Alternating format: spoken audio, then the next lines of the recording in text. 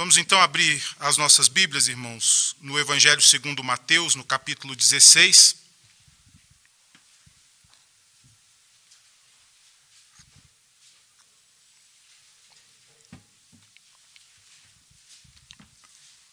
Eu vou ler do verso 13 até o verso 20.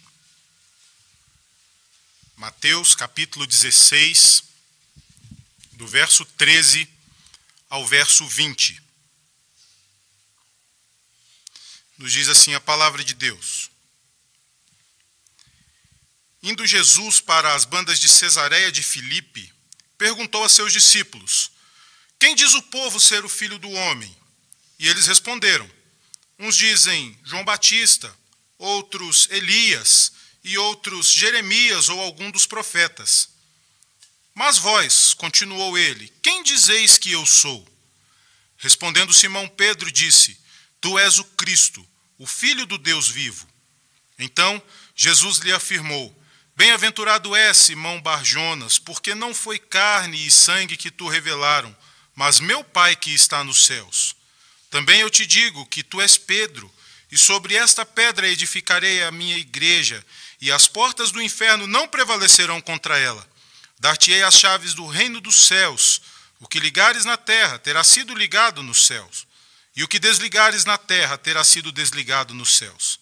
Então advertiu os discípulos de que a ninguém dissessem ser ele o Cristo. Vamos orar?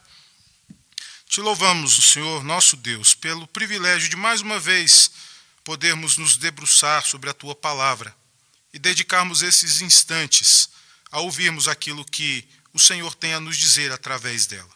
Suplicamos o Teu favor, o Teu auxílio, para que o Teu Santo Espírito possa nos dar entendimento acerca daquilo que lemos e acerca daquilo que haveremos de ouvir.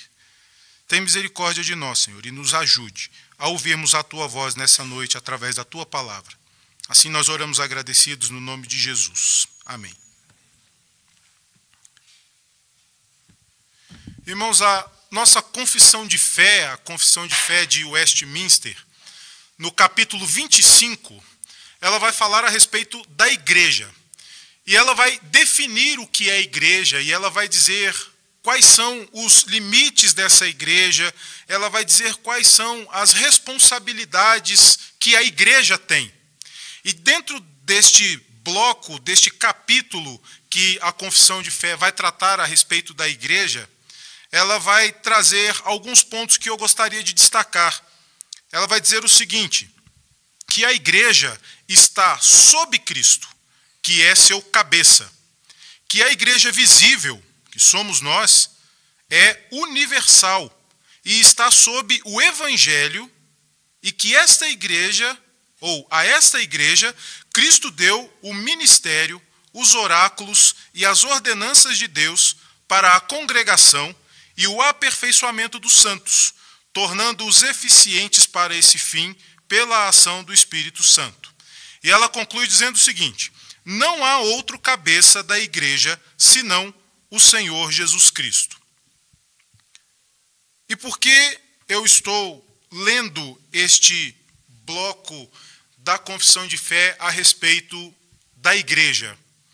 Porque quando nós olhamos para o texto que nós lemos, nós vamos ver que o relato que Mateus nos traz, que nos é trazido também pelo evangelista Marcos e pelo evangelista Lucas, ele vai nos mostrar que a partir desta declaração que Pedro faz aqui, respondendo à indagação de Jesus, Jesus vai mostrar que ali existe o fundamento da igreja.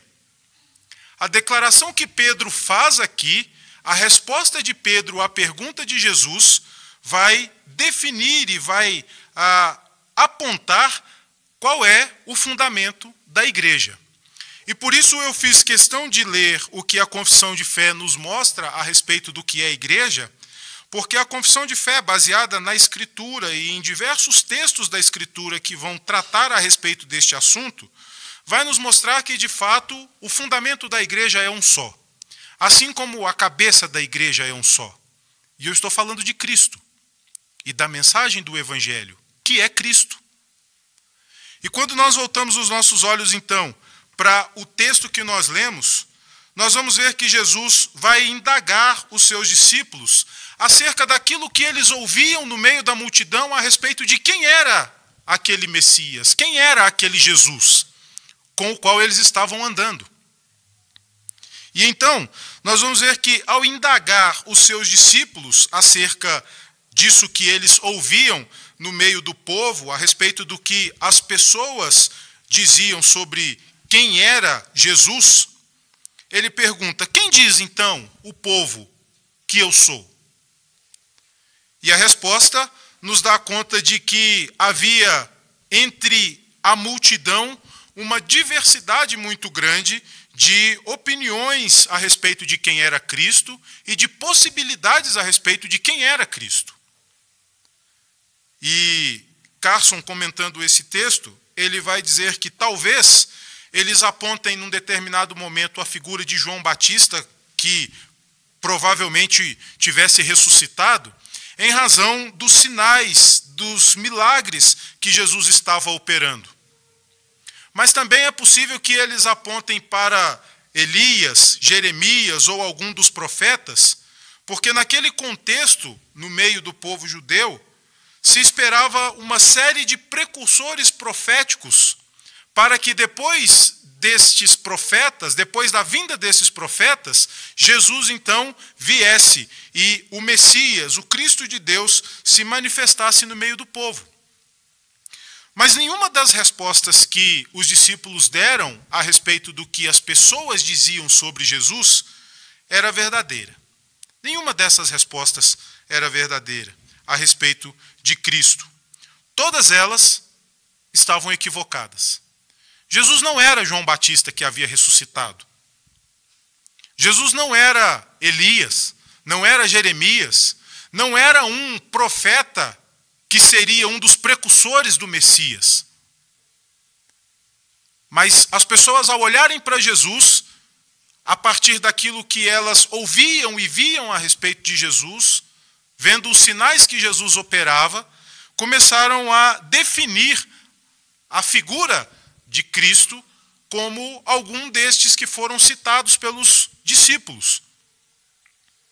Mas então, Jesus muda o foco da pergunta, e agora ele não tem mais o interesse de saber o que as pessoas pensam a respeito dele, mas ele pergunta para os seus discípulos: e vós? Quem dizeis vós que eu sou? Essa é uma pergunta muito interessante, e quando nós pensamos na nossa vida na escola, talvez todos nós aqui já tenhamos passado por alguma situação semelhante a esta. Geralmente a gente costuma dizer sobre determinados assuntos: eu sei, mas eu não sei explicar. Eu sei, mas eu não sei dizer. Ou quando nós estudamos pessoas que tratam a respeito do tema, nós sabemos até dizer o que determinados autores dizem a respeito de determinados assuntos. Mas quando nós somos questionados: e você? O que você pensa a respeito desse assunto? Aí nós usamos essa resposta: eu sei, mas eu não sei explicar aqui, eu não sei dizer sobre isso. Eu sei o que é, mas eu não consigo falar a respeito disso com clareza. E talvez esse tenha sido o sentimento dos discípulos quando Jesus diz para eles: o que o povo diz a meu respeito? O que o povo diz ao respeito do Senhor é que talvez o Senhor seja João Batista, ou que talvez o Senhor seja Elias, ou seja Jeremias, ou seja um profeta. Mas e vós? Quem dizeis vós que eu sou? Mas Pedro não deixa os seus companheiros sem a possibilidade de responder à pergunta de Jesus. Mas é interessante nós observarmos que os próprios discípulos de Jesus também, assim como o povo, não tinham uma clareza precisa a respeito de quem era Jesus. O povo não entendia quem era Jesus. O povo não compreendia quem era Jesus. Mas os seus discípulos também não tinham essa clareza a respeito de quem era o Jesus com o qual eles estavam andando, com o qual eles estavam convivendo.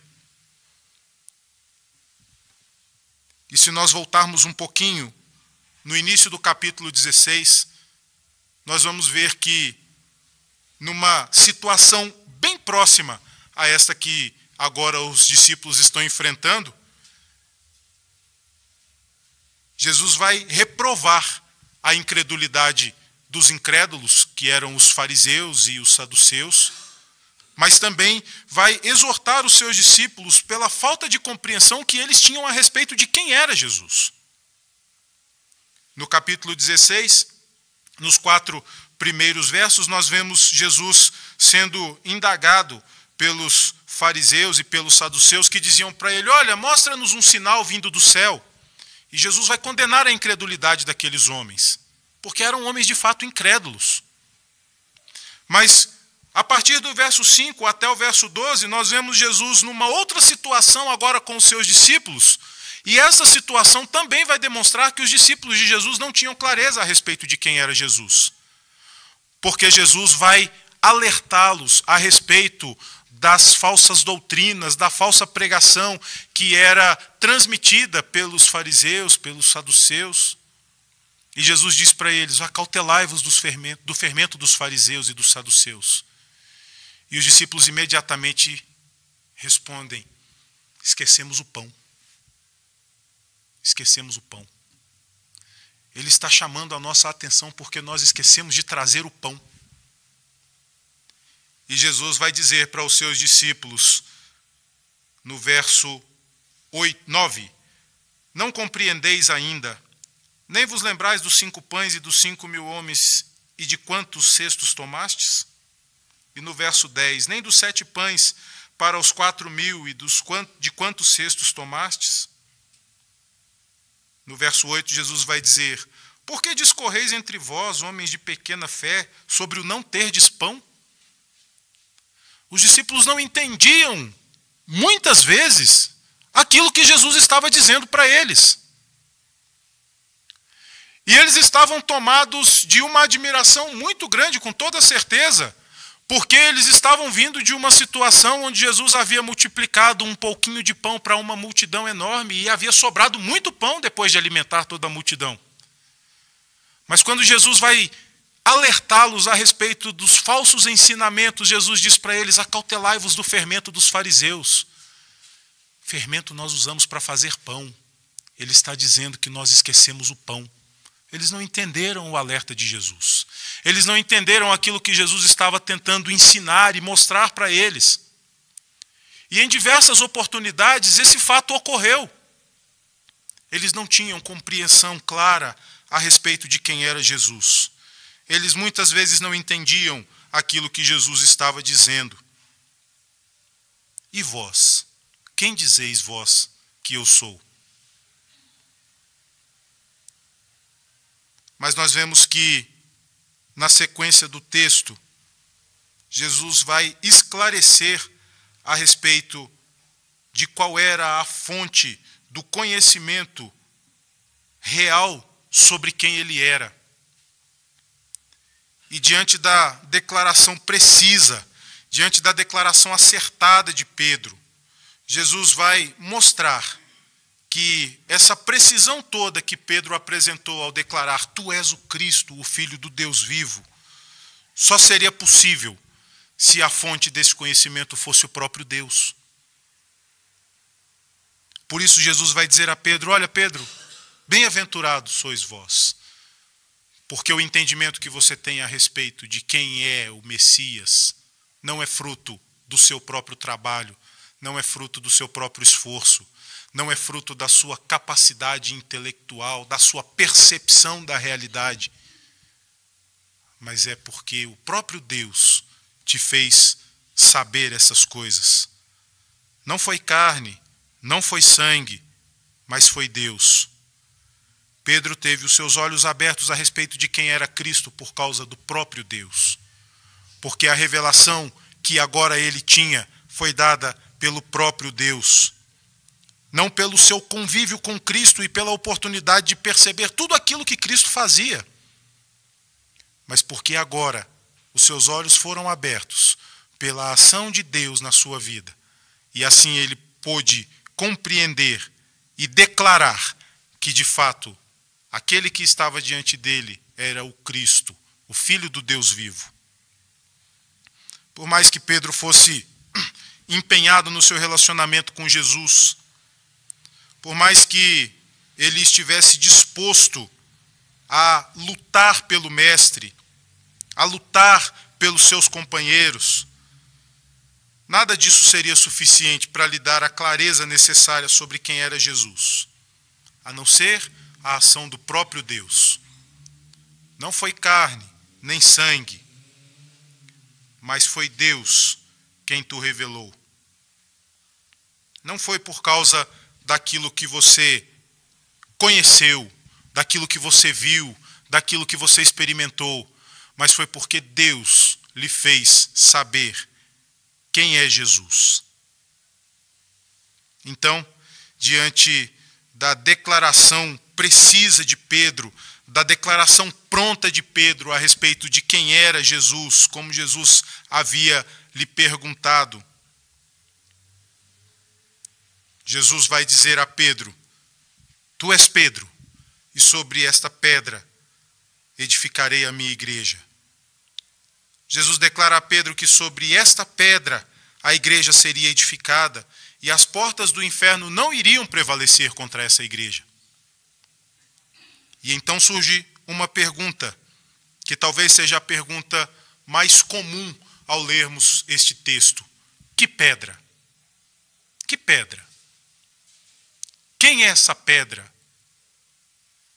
E eu convido os irmãos para voltarem um pouco à sua Bíblia, lá no livro dos Salmos. Salmos 118,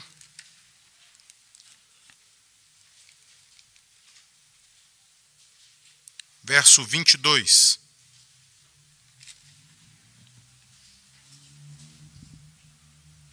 Que nos diz assim: a pedra que os construtores rejeitaram, essa veio a ser a principal pedra angular.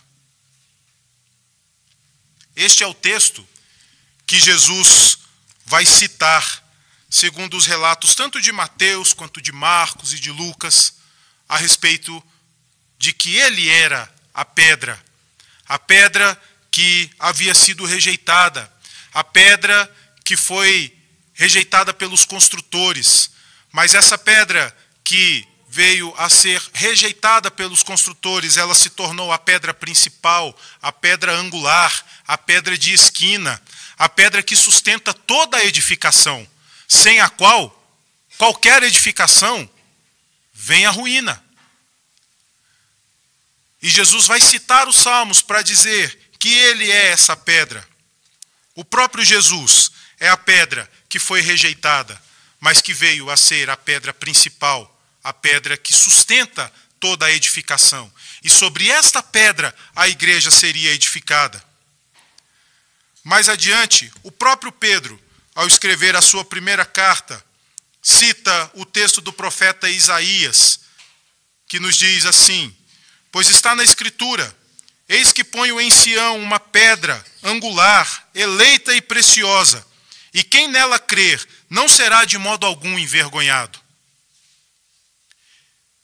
Portanto, meus irmãos, a discussão que se levanta em torno dessa questão: quem é a pedra? Pedro é esta pedra? Porque Jesus vai dizer: tu és Pedro, e sobre esta pedra edificarei a minha igreja. Mas o que Jesus está dizendo aqui é que, na verdade, esta pedra não é Pedro, mas a declaração de Pedro, a mensagem do Evangelho. Esta pedra é o Cristo que Pedro reconheceu como sendo o Filho do Deus vivo. E o próprio Pedro declara essa realidade quando ele cita o profeta Isaías, dizendo que em Sião há uma pedra angular que foi posta, uma pedra eleita, uma pedra preciosa, e uma pedra que quem nela crer não será de modo algum envergonhado. Portanto, a pedra é Cristo, que é o Evangelho. A pedra é Cristo, o Filho do Deus vivo, cuja declaração do próprio Pedro, respondendo a Jesus: e vós, quem dizeis que eu sou? E pela orientação de Deus e pela instrução de Deus, Pedro teve a oportunidade de declarar que aquele que estava diante dele era o Cristo, Filho do Deus vivo. Agora, depois de declarar Pedro quem era Jesus, Jesus vai se dirigir a Pedro e vai lhe entregar as chaves do céu. Mas embora o texto nos traga apenas o diálogo entre Jesus e Pedro, sendo Pedro reconhecidamente o representante do colégio apostólico, dos 12 apóstolos, esta incumbência não foi dada apenas a Pedro, mas a todos os demais apóstolos. E, consequentemente, foi dada também à igreja. E Jesus vai dizer a Pedro que lhe entregaria as chaves dos céus. Verso 19. Dar-te-ei as chaves do reino dos céus. O que ligares na terra terá sido ligado nos céus. E o que desligares na terra terá sido desligado nos céus. E aqui nós podemos perceber que, naquele contexto em que a igreja estava sendo instituída, em que os apóstolos estavam sendo preparados por Jesus para saírem pelos cantos do mundo, anunciando a mensagem do Evangelho, era necessário que a esses homens fosse dada a autoridade para que eles definissem os rumos que a igreja deveria tomar, para que eles estabelecessem qual seria o padrão pelo qual a igreja deveria ser guiada, para que eles definissem qual seria a postura daqueles que agora se tornaram parte dessa igreja, da igreja de Cristo. E por isso Jesus diz a Pedro, aquilo que ligares na terra terá sido ligado no céu, mas o que desligares na terra terá sido desligado no céu. E essa ordem que Jesus dá a Pedro, ela atinge a todo o colégio apostólico. E todos aqueles homens que estavam sendo preparados por Jesus para anunciarem a mensagem do Evangelho, agora estão incumbidos da responsabilidade de saírem pelo mundo, definindo o padrão que se tornaria o padrão de conduta da igreja de Cristo, sendo este o próprio padrão que Cristo estabeleceu para a sua igreja. E, consequentemente, à medida que esses homens iam anunciando a mensagem do Evangelho e que as pessoas iam sendo alcançadas, esses que agora passam a fazer parte deste corpo também se tornam responsáveis por continuarem o trabalho de proclamação do Evangelho. E continuando o trabalho de proclamação do Evangelho, o padrão que foi estabelecido por Cristo para que a igreja dele seguisse permanece sendo o mesmo. Isso não muda. Porque o padrão da igreja que foi estabelecido pelo próprio Cristo é o padrão que está registrado nas Escrituras. E ele não é fruto da ideia administrativa de quem quer que seja. Quem define os meios e a forma pelos quais a igreja dele vai ser administrada e regida é o próprio Jesus. E por isso Jesus vai dar autoridade a esses homens para que, ao saírem expandindo a mensagem do Evangelho, eles definissem também qual deveria ser o padrão pelo qual a igreja deveria ser guiada. É por isso que quando nós olhamos para as cartas do apóstolo Paulo, nós vemos o apóstolo Paulo tratando de questões do dia a dia da vida da igreja, tratando de questões do dia a dia da vida dos crentes, exortando os crentes a viverem uma vida que seja compatível com a mensagem do Evangelho que os fez crentes. Que os crentes vivam uma vida que esteja de acordo com o padrão que o próprio Jesus Cristo estabeleceu para a sua igreja. É por isso que ele, quando escreve as suas cartas, ele vai tratar de questões na vida das igrejas para as quais ele escreveu, corrigindo erros, corrigindo desvios, disciplinando crentes que estavam vivendo de forma notória no pecado e alertando a essa igreja a respeito de ensinos que, embora parecessem bastante interessantes, eram totalmente contrários àquilo que Deus estabeleceu para a sua igreja e que Cristo ensinou aos seus apóstolos e que eles pregaram pelo mundo afora. O padrão da igreja é estabelecido por Cristo, porque Ele é quem sustenta a igreja, porque Ele é o alicerce da igreja. Mas também porque é Ele quem governa a igreja, porque Ele é a cabeça da igreja. Por isso, então, Jesus dá esta incumbência a Pedro, e isto se estende aos demais apóstolos.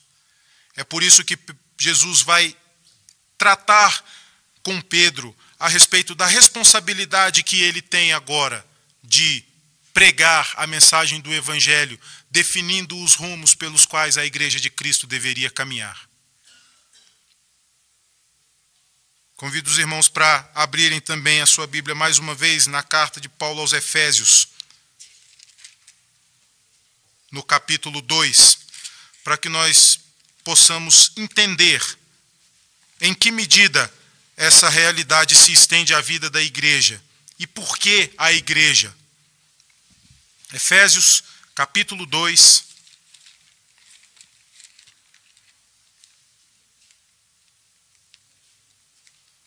versos 19 a 22.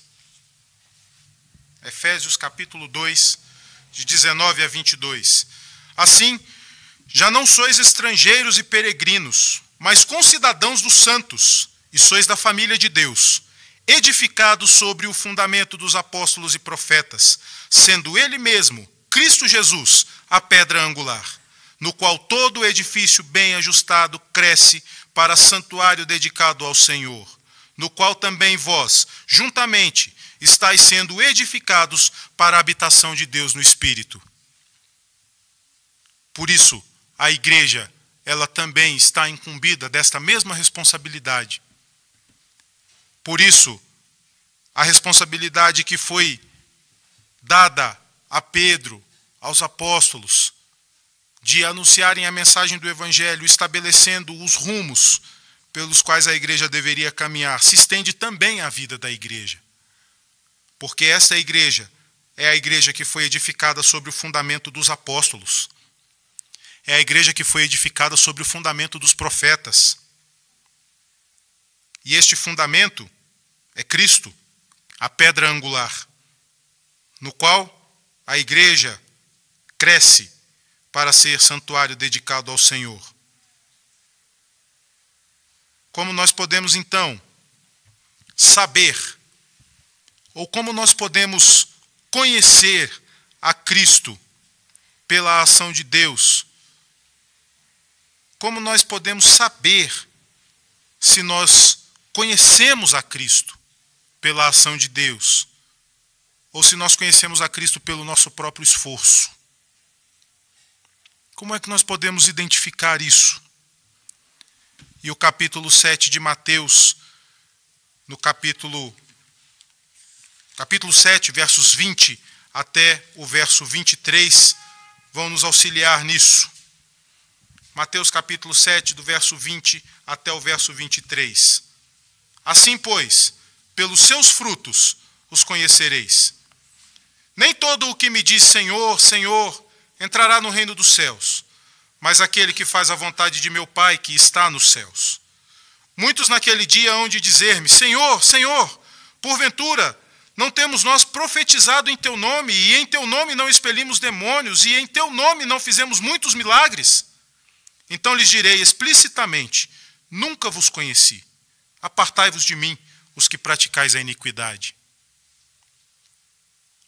Há uma forma de nós sabermos se o conhecimento que nós temos a respeito de Cristo é pela ação do Espírito Santo nas nossas vidas, ou se é apenas um mero assentimento intelectual, pelos frutos que isso vai produzir em nós, pelos frutos de arrependimento, pelos frutos que demonstram que, de fato, a nossa vida não é mais governada por nós mesmos, mas por Cristo. É possível que nós sejamos estudiosos a respeito de Jesus. É possível que nós sejamos extremamente empenhados em conhecermos quem é Jesus, a partir até mesmo da própria Escritura, ou de relatos históricos. Você pode até falar de Cristo a outras pessoas, mostrando os bons exemplos de Cristo, como muitas pessoas o reconhecem ainda hoje, um grande exemplo de homem. E de fato, Jesus é um grande exemplo que nós devemos seguir. Mas não porque ele era um homem exemplar. Nós devemos seguir o exemplo de Cristo, porque Ele é o padrão de conduta que se exige de todo aquele que foi lavado e regenerado no seu sangue. Porque Ele é o Senhor das nossas vidas. E como Senhor das nossas vidas, Ele é quem determina como nós devemos viver. Você pode ser alguém que tem muita proximidade com o conhecimento a respeito de Jesus. Mas nenhum desses esforços pode produzir um arrependimento genuíno. Nenhum desses esforços pode levar o homem a uma compreensão clara, salvífica, um conhecimento genuíno acerca do Salvador, acerca do Cristo ressurreto. Não há outro meio de nós conhecermos a Jesus de forma salvífica, redentiva, que não seja pela ação do Espírito Santo. Assim como Deus fez com Pedro, quando ele declara que Jesus, que estava diante dele, era o Cristo, o Filho do Deus vivo, e Jesus vai dizer para ele: bem-aventurado és, porque você declarou isto, não pelo conhecimento próprio que você tem a respeito de quem eu sou, mas porque Deus lhe fez entender quem eu sou. Nós conhecemos muitas pessoas, meus irmãos, que conhecem muitas coisas a respeito de Jesus. Nós conhecemos muitas pessoas que estudam profundamente a respeito de Jesus. Nós conhecemos pessoas que falam de Jesus com uma propriedade que às vezes nos deixa constrangidos. Porque nós mesmos que nos declaramos servos de Cristo, às vezes não temos tanta propriedade para falarmos a respeito de Jesus como essas pessoas. Mas aquilo que nós podemos conhecer de Jesus a partir do nosso próprio esforço, a partir do nosso próprio empenho, a partir da nossa própria curiosidade a respeito dele, não vai produzir em nós aquilo que Jesus pode produzir. O conhecimento que nós podemos adquirir de Cristo a partir de nós mesmos não pode produzir em nós aquilo que o conhecimento que é dado pelo Espírito Santo de Deus pode produzir. É bem possível que muitas pessoas extremamente habilitadas no conhecimento de Cristo levem todo esse seu conhecimento para o inferno. Porque o conhecimento intelectual a respeito da pessoa de Jesus não transforma vidas, não regenera o homem, não faz com que o pecador se arrependa e abra os seus olhos para entender a sua situação de pecado e entender a necessidade que ele tem de se entregar nas mãos de Cristo, porque ele sabe, a partir do momento que o Espírito Santo trabalha na vida dele, de que como pecador, se não for pela graça e pela misericórdia de Deus em Cristo, ele vai para o inferno. Ele está condenado. Nós devemos nos esforçar sim para conhecermos Cristo, a partir do momento em que o Espírito Santo trabalha nas nossas vidas. Porque essa é a responsabilidade de todo crente. Nós precisamos conhecer a respeito daquele de quem nós temos que falar. Porque essa é uma responsabilidade que pesa sobre nós.